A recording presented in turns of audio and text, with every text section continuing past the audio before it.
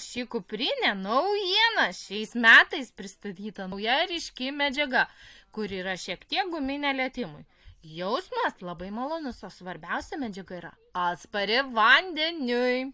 Šis modelis vadinasi Street Go ir yra kelių spalvų variantų. Štai čia turiu gražią alyvinę versiją. Talpa 26 litrai, todėl puikiai tinka kasdieniams pasivaikščiojimams, trumpoms kelionėms ar net verslo išvykoms.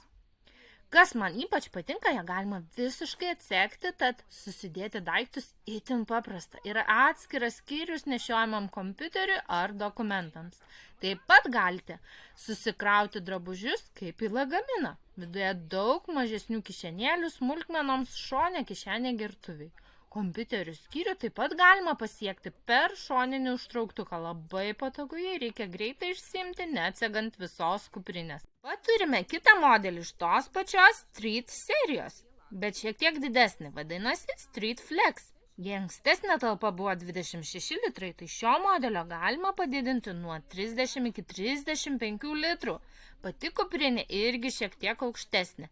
Vidus gana panašus, nors šis modelis neatsisega iki pat apačios kaip mažesnysis, bet vis tiek turi daug vietos. Viduje yra metalinės atraminės juostos, kurias galima išimti, jei valote kuprinę arba norite sumažinti svorį. Ši kuprinė turi išplečiamą užtrauktuką nugaroje. Jį atsegus padidėja tūris. 30 litrų užsegus iki 35 visiškai išplėtus. Ir žinoma, viską galima reguliuoti pagal komfortą, kaip ir visuose Beckman modeliuose.